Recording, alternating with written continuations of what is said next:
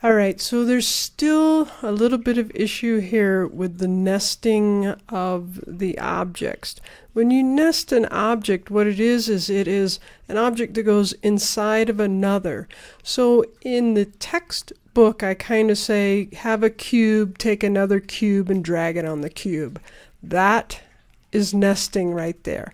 I'm going to Control Z out of there and show the proper way of nesting, and that would be to add an empty object.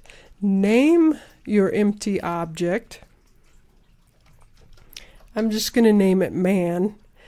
And then you would take all of these objects and add them to the empty object. That is nesting. So what you also could do is say, arms, legs, head, everything could have its own nesting ability. So that's nesting in a nutshell.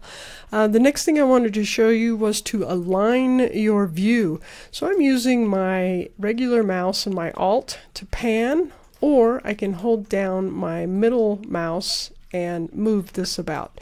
So let's just say this is the exact scene that I want people to see when the run is hit. So it's lined up. I select main camera, game object, align with view, and you can see right down here that in the game run it's aligned. That's about it. Try one more time to get that nesting in, and we'll go from there. Thanks.